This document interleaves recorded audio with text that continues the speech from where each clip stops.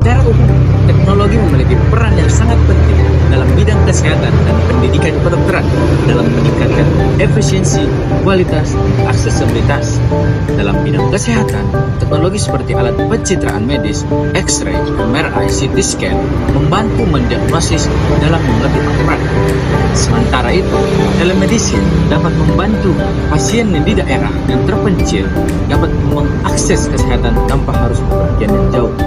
Rekam medis elektronik juga dapat mempercepat akses terhadap koordinasi data pasien. Sementara AI atau Big Data dapat mempercepat akses dalam analisis medis yang lebih cepat, sehingga dapat membantu personalisasi dalam pengobatan pasien. Di bidang pendidikan kedokteran, teknologi juga memiliki peran sangat penting seperti stimulasi medis dan pembelajaran menggunakan e-learning dapat memberikan akses interaktif dan pelajaran yang sangat mendalam tentang anatomi, fisiologi, dan prosedur medis lainnya. Selain itu, teknologi juga memungkinkan kolaborasi global antara dokter Indonesia dan dokter asing, di mana tanpa teknologi mungkin itu sangat tidak mungkin dapat terjadi. Oleh sebab itu, secara keseluruhan, teknologi berkontribusi besar dalam peningkatan kualitas dari bidang kesehatan dan pendidikan kedokteran. Mengapa teknologi itu sangat penting dalam meningkatkan pelayanan di bidang kesehatan? Yang pertama adalah diagnosis itu lebih cepat dan juga lebih akurat, di mana dokter dapat memberikan diagnosis yang lebih cepat dan juga lebih akurat, serta dapat mengurangi biaya dari pelayanan kesehatan. Yang kedua adalah perawatan yang lebih cepat. Dokter dapat memberikan perawatan yang lebih cepat dan efisien melalui penggunaan robot. Contohnya adalah dokter dapat melakukan operasi minimal invasif yang terbilang lebih cepat dan lebih aman dan juga lebih terjangkau biayanya. Dan yang ketiga adalah pengumpulan data kesehatan, di mana dokter itu dapat mengakses ataupun mengumpulkan hingga menganalisis data kesehatan yang lebih akurat dan juga lebih cepat. Hal ini tentunya bertujuan untuk mengetahui sejarah dari kesehatan pasien dan dapat mengidentifikasi masalah kesehatan yang mungkin tidak terdeteksi sebelumnya. Dan yang keempat adalah pengobatan yang lebih efektif. Dokter dapat memberikan pengobatan yang lebih efektif, tepat, dan juga cepat.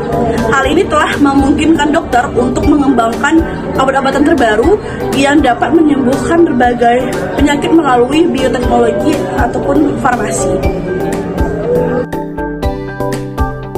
Contoh penerapan AI atau informasi dalam dunia kesehatan. Yang pertama itu adalah telemedicine dan chatbot kesehatan. Sama-sama merupakan layanan kesehatan yang sifatnya jarak jauh dan yang memungkinkan pasien untuk berkonsultasi dengan dokter tanpa datang ke fasilitas layanan kesehatan seperti Halodoc, Halodokter, dan Klik Dokter.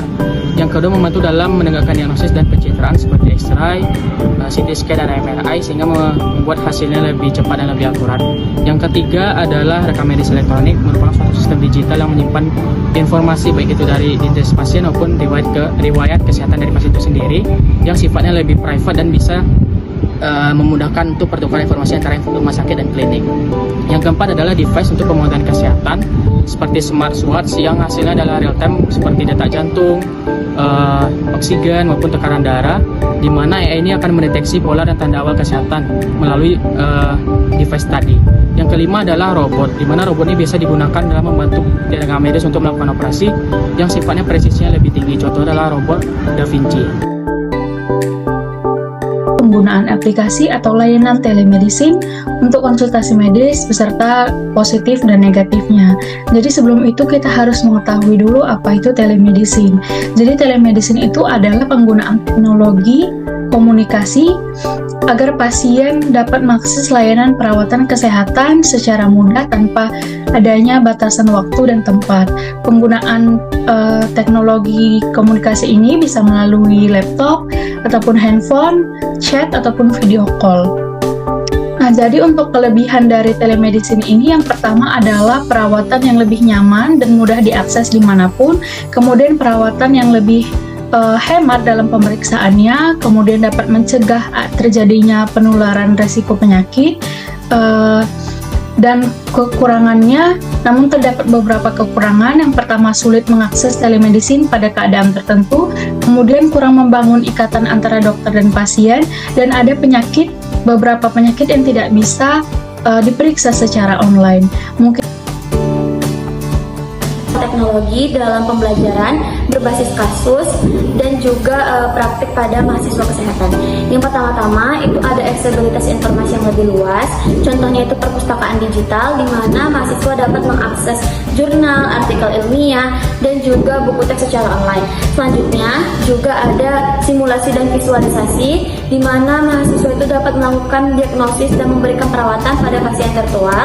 Selanjutnya itu ada kolaborasi dan komunikasi, yaitu mahasiswa itu dapat berdiskusi, berkolaborasi, dan berbagi pendapat pada teman sekelas atau juga kepada tutor.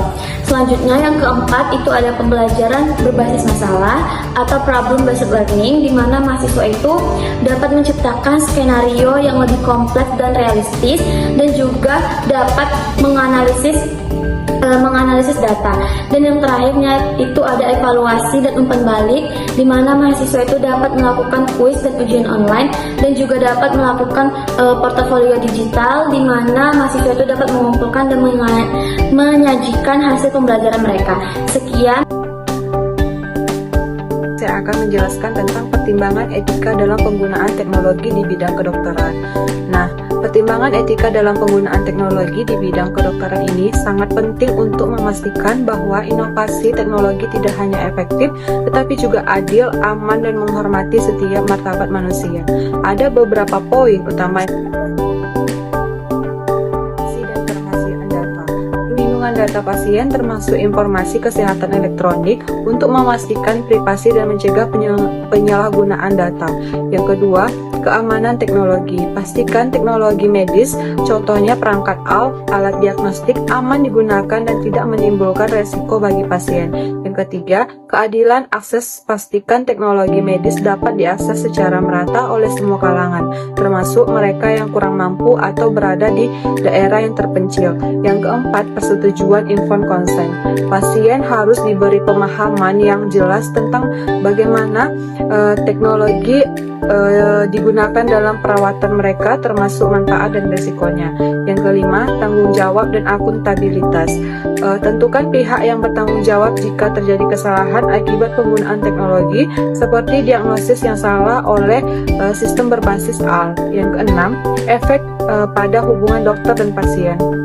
Pastikan teknologi tidak menghentikan hubungan manusiawi antara dokter dan pasien, tetapi juga justru mendukungnya. Yang ketujuh, potensi penyalahgunaan. Hindari penggunaan teknologi medis untuk tujuan yang tidak etis, seperti manipulasi genetik tanpa pengawasan atau eksploitasi komersial.